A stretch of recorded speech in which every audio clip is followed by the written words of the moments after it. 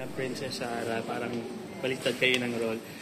Camille, every time na may mga interview about yung meron kong project TV, lagi napapanggit si Princess Sarah. And I don't think na mababago yun, na parang mawawala sa isipin ng tao yung role mo when you were younger, when you're really, really young. So how do you feel about it? Parang hindi ka talaga sa memory ng mga tao.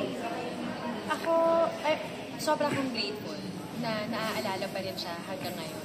Before kasi parang I used to like question na parang ang struggle ko kasi when I was growing up was to get out of that role. Kasi parang siguro as a child star, ang mahirap kasi kung paano ka lalaki sa mata ng mga tao. Parang for a very long time, people perceive me as someone who's just Princess Sarah all throughout.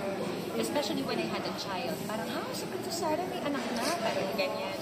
So parang ang daming efforts to evolve, na maging mature, gawin kaya natin to, gawin kaya natin yan para mawala yung Princess Sarah.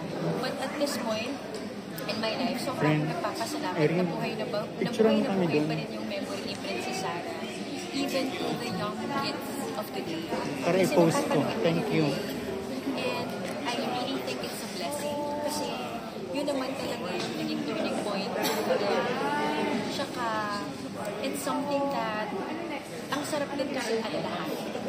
Like, I think Sarah will always have a special place in the hearts of those who have lived in the 90s because that's the first movie that most of the children back then na napanood nila. So, wala namang pang-pelikulang pang-bata noong araw.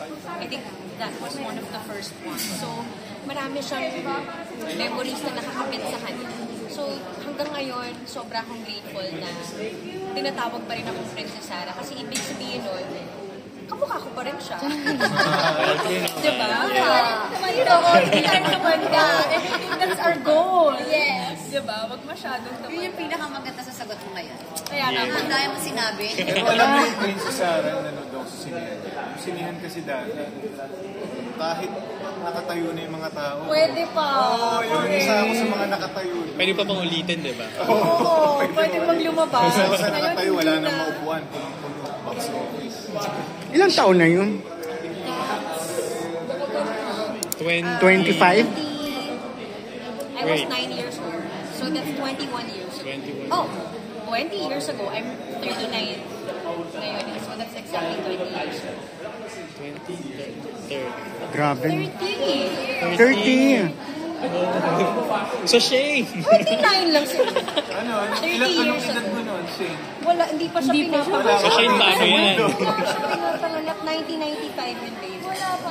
Anong memory mo, Kat, sa Princess Sarah? May naalala ka? 7 years ko yun. Wala, basta naalala ko lang si Princess Sarah po. Medyo matagal na po talaga. Sabi niya nga, 30 years.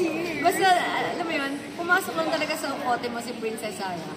Alam mo yun, yung bata na inaapi, Becky, nasa cute ni ate. Cute. Yun yung memory mo sa kanya. Batang inaapi na cute, di ba? Na mabait. Hanggang ngayon, tama naman, yung pa din yung itsura niya.